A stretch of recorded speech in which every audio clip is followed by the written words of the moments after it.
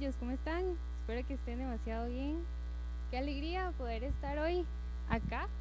Es demasiado chiva poder servirles. De verdad que es pura gracia de Dios.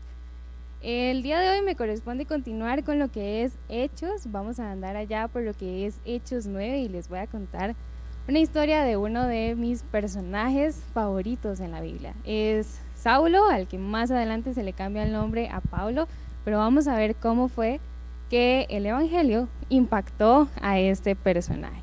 Hemos estado estudiando anteriormente, hace 2 semanas, veíamos lo que era Hechos 1:8 y el poder del Espíritu Santo, ¿verdad? Y lo que nos mandaba a hacer también y cómo podemos recibir poder de parte de Él. La semana pasada veíamos ir contra cultura y el testimonio y la historia de Esteban demasiado chiva. Espero que no la hayan olvidado porque más adelante la vamos a tocar también. Entonces, ¿les parece primeramente si oramos para empezar? Gracias, Señor, por este sábado, por esta tarde que podemos conectarnos una vez más. Gracias porque hoy podemos entender que acceso a internet y a un dispositivo es una bendición de parte tuya. Gracias porque sabemos que estás con tu Espíritu Santo acompañándonos en cada uno de los lugares donde sea que estemos conectados, Señor. Te pido que te presentes y te reveles a nuestras vidas, Señor, y que esta enseñanza llegue a nuestros corazones. En el nombre de Jesús, amén.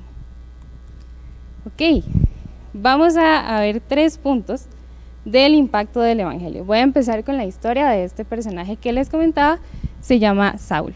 Resulta que Saulo era un perseguidor de cristianos, y digo era porque ya van a ver qué fue lo que pasó. Él había ido donde un sumo sacerdote para pedirle permiso para ir a apresar cristianos a una ciudad llamada Damasco, y ese era su plan y su propósito. Entonces emprendió su viaje con un plan en mente, se llevó gente para ejecutarlo y demás, pero resulta que en ese camino ocurrió como se apareció una luz, un relámpago, y Saulo en ese momento cayó de rodillas por todo lo que estaba ocurriendo. Entonces escuchó una voz del cielo que le decía: Saulo, Saulo, ¿por qué me persigues?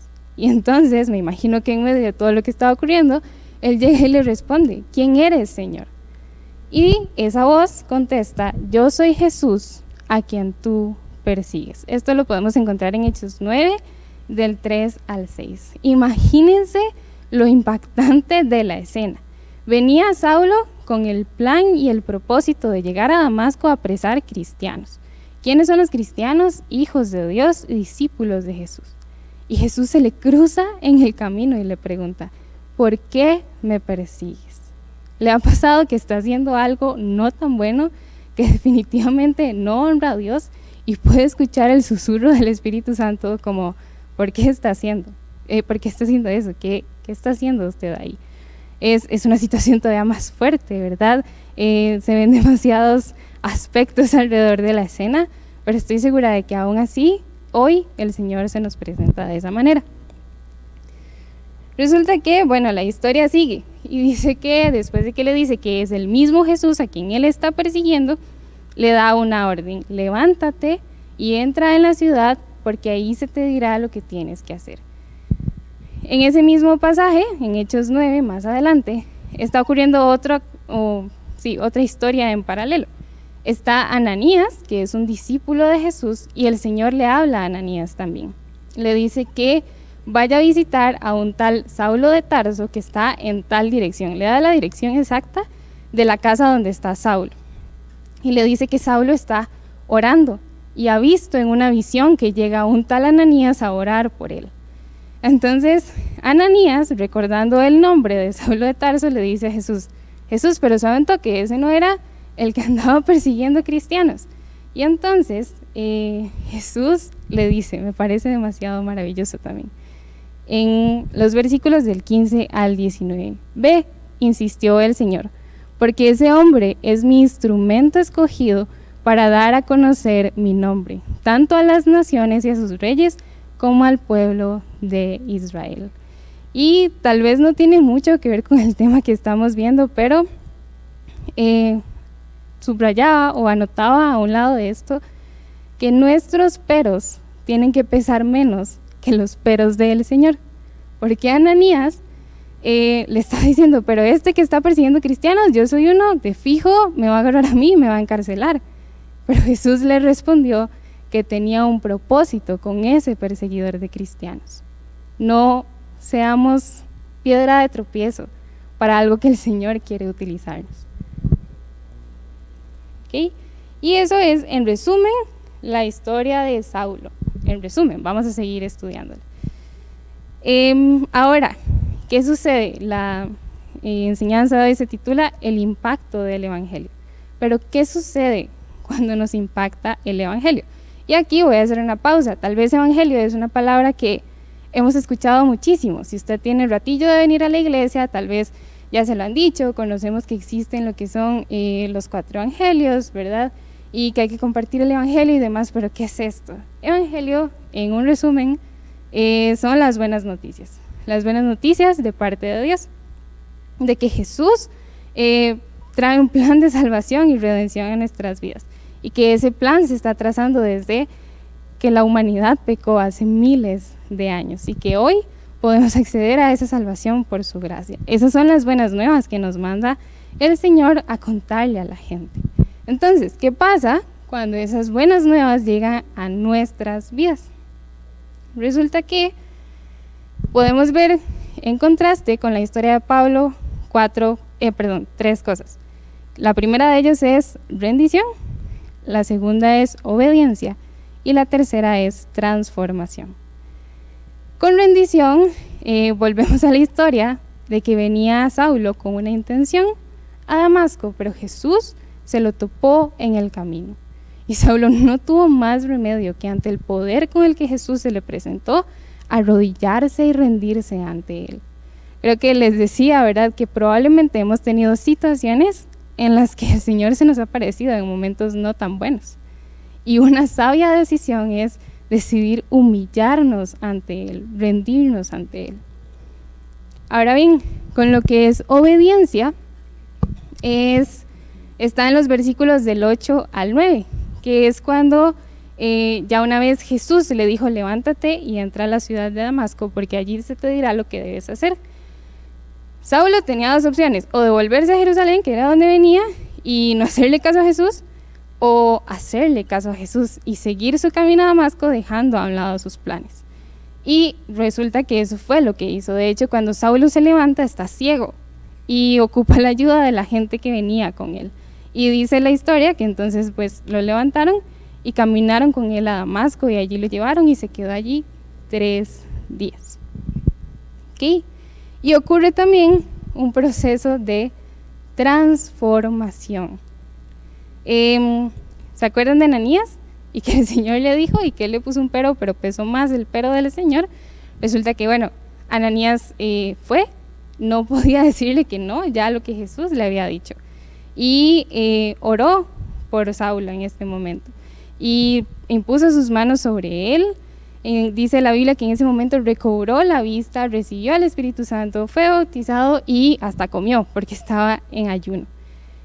Saulo pasó 3 días ciego, pero no solo pasó 3 días ciego ahí intentando que le volviera la vista, también ayunó y oró. Probablemente el poder que se le había revelado de Jesús había sido tan impactante que no tenía más remedio que decidir pasar un tiempo a solas con Dios. Y en medio de eso, de hecho, dice que él ve una visión de que viene un discípulo llamado Ananías a orar por él. Es demasiado increíble cómo a veces tenemos ciertos planes y el Señor se nos atraviesa en el camino porque sabe que no van a dar frutos. Sabe que eso a lo que nos estamos dirigiendo no vale la pena. Y ocurre este proceso de transformación. Los repito, cuando el Evangelio nos impacta, podemos rendirnos ante el poder de Jesús, podemos decidir dar un paso más y obedecer. Y me gustaría recalcar acá que la obediencia a veces la vemos como eso que tenemos que hacer. Y entonces empezamos a ir a una iglesia, empezamos a venir a Ileos o a Pre, y solo me están diciendo, no puede hacer esto y esto y esto, y vemos el cristianismo como algo restrictivo, pero resulta que la obediencia se puede ver desde o a través de la Biblia y lo que ella nos dice que es. Resulta que la obediencia, en otras palabras, es nuestra respuesta al amor que recibimos de Dios en amor. Y esto lo menciona 1 Juan 5, del 3 al 4. Se los leo textualmente. Dice, en esto consiste el amor a Dios, en que obedezcamos sus mandamientos. Y esto no son difíciles de cumplir, porque todo el que ha nacido de Dios vence al mundo. Esta es la victoria que vence al mundo, nuestra fe. ¿Quién es el que vence al mundo, sino el que cree que Jesús es el Hijo de Dios? Yo sé que este mundo, esta cultura, nos ha vendido una historia demasiado diferente de lo que es el amor, una versión demasiado barata de lo que es el amor. Y a veces cuando vienen y nos dicen que amar es sinónimo de obedecer, tal vez se nos hace una confusión, tal vez no entendemos qué es lo que está sucediendo, si no es que amar es solo que yo reciba cosas, sino que podemos responder a ese amor que recibimos de parte de Dios. Y la parte de transformación que les mencionaba también, resulta que podemos decir que Saulo en esos 3 días nació de nuevo en Cristo, pero ya vamos a ver qué fue lo que le pasó. Tuvo que renunciar a sus prejuicios, a sus argumentos, a sus pensamientos, a los planes que él tenía y disponerse a obedecer a Dios y seguir los planes que Dios tenía para él, que Jesús le estaba revelando en esta historia. Me gustaría comentarles acá que hay una frase que guardo de nuestro pastor general de Vida Abundante Coronado, don Ricardo Salazar. Él siempre dice que hay una parte que le toca hacer a Dios y una parte que nos toca hacer a nosotros.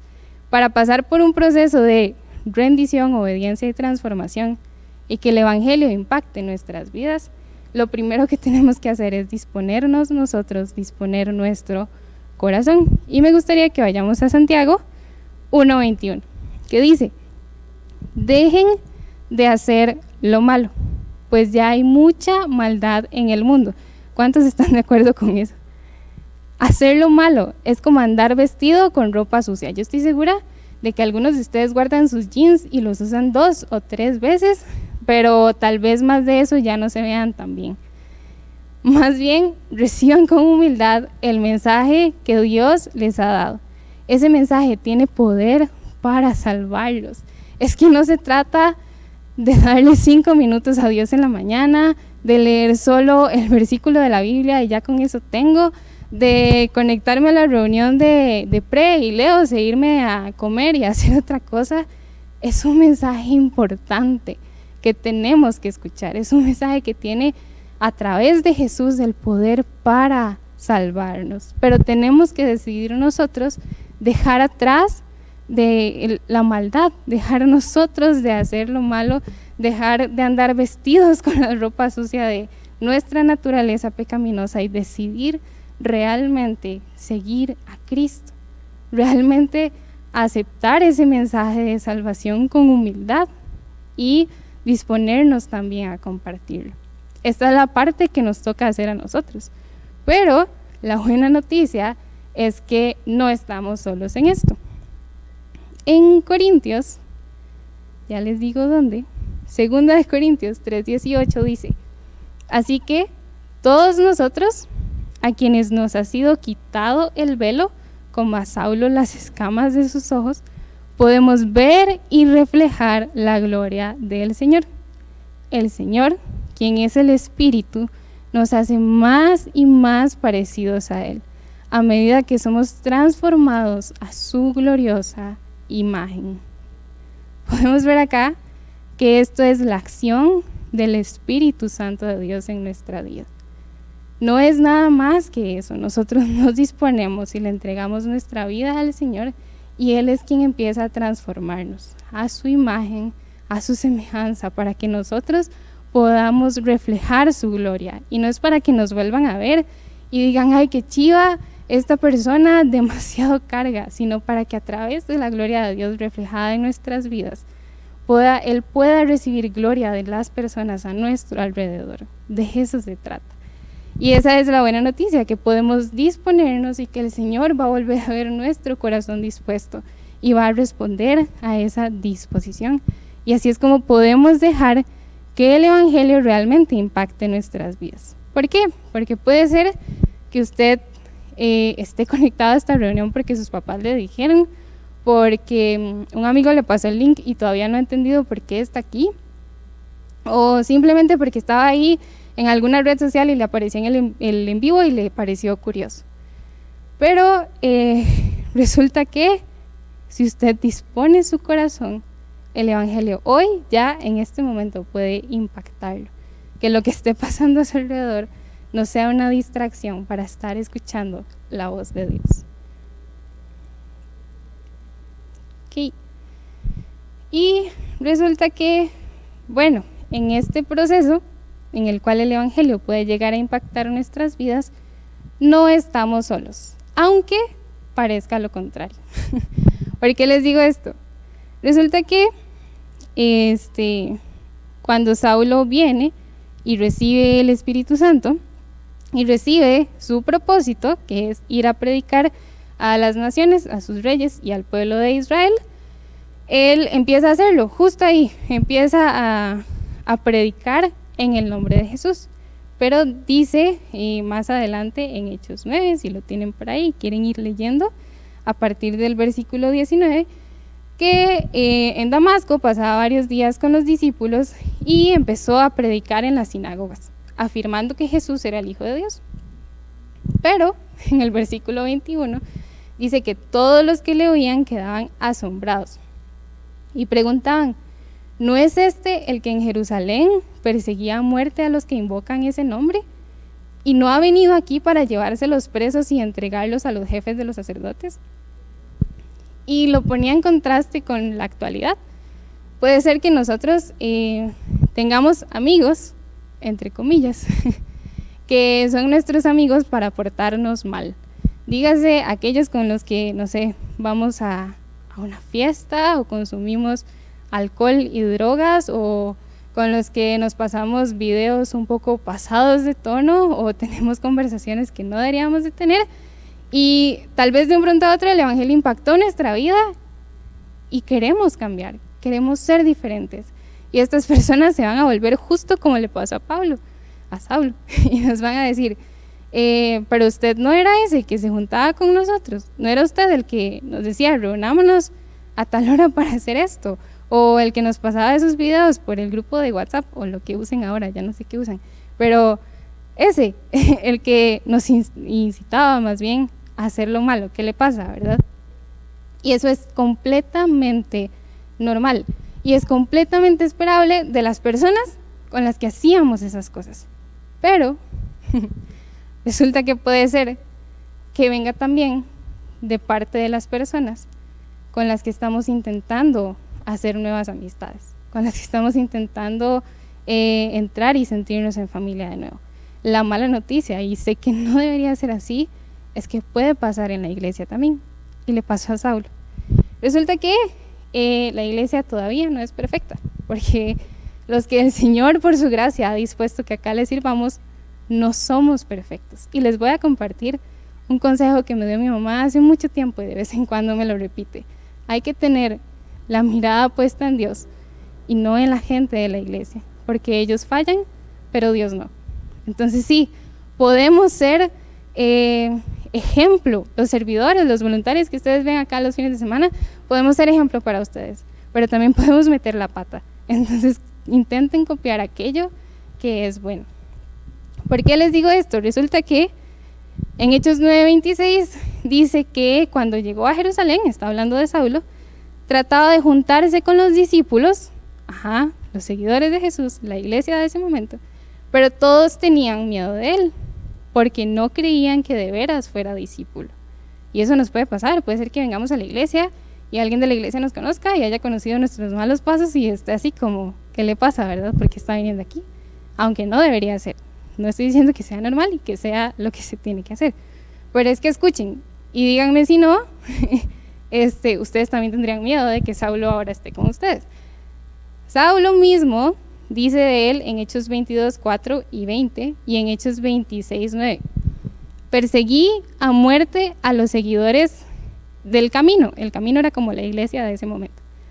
Arrestando y echando en la cárcel a hombres y mujeres por igual. ¿Se acuerdan de la historia de la semana pasada de Esteban?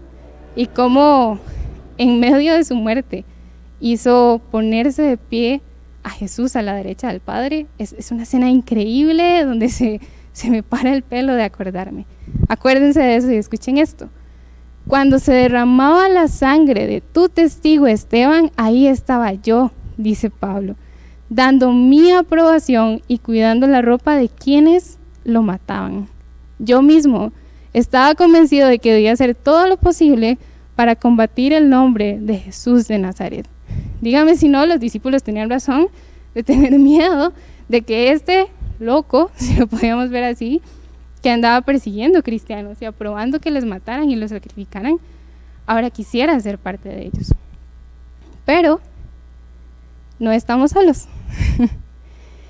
Justo en Hechos 9, 27, 28, después de que dice que los discípulos lo rechazaban, aparece Bernabé en la historia. Y este es otro personaje demasiado fascinante que podríamos estudiar después. Dice que lo tomó a su cargo y lo llevó a los apóstoles. Y entonces Saulo tuvo la oportunidad de describir en detalle cómo en el camino a Damasco había visto al Señor. Se le había presentado el mismo Jesús, el cual le había hablado, y cómo había predicado también en ese lugar con libertad en su nombre. Así que se quedó con ellos y andaba por todas partes en Jerusalén hablando abiertamente en el nombre del Señor. Si hubo alguien que apostó por Pablo, si hubo alguien que le creyó al propósito de Dios para esta persona, y así somos. También va a haber alguien en la iglesia que le va a echar porras, que el Señor va a iluminar para poder acompañarle en este proceso de transformación. Ojalá que ya te hayas topado con algún Bernabé en medio de esto. Si no, estoy segura de que hay muchísimos voluntarios dispuestos a hacerlo. Y ojalá también nosotros como voluntarios nos entendamos el Bernabé en la vida de alguno de estos muchachos. Entonces, les estaba hablando de Saulo y su historia. ¿Cuál es el impacto del evangelio en la vida de alguien? Es ese último paso que nos lleva a la transformación. Y quería compartirles que transformación implica un cambio radical de nuestra mente, nuestro corazón y nuestro actuar. Y es algo que empieza con una acción nuestra, pero que se va trabajando día con día con la acción del Espíritu Santo. ¿Me acompañan a orar? Gracias, Señor, por tu palabra, porque es demasiado bueno vivir en un país libre donde podemos abrir nuestra Biblia, encender nuestra Biblia, acercarnos a ti y conocerte un poco más. Porque podemos conectarnos a una reunión y tener comunidad, Señor. Gracias porque sabemos que te nos has revelado a nuestras vidas en diferentes ocasiones. Permítenos tener la humildad necesaria para aceptar tu poder, tu salvación, tu redención a cada uno de nosotros, Señor. Permítenos también quitarnos la idea del amor que nos han vendido y comprender que amarte a ti es obedecerte y que no hay nada más bueno, Señor, que decidir cumplir tu voluntad. Por último, Dios, permítenos disponernos de todo corazón, Señor, para que tu Espíritu Santo sea quien nos transforme y pueda haber un cambio radical en nuestra mente, en nuestro corazón y nuestro actuar, Señor. Dejamos nuestra vida en tus manos, en el nombre de Jesús. Amén.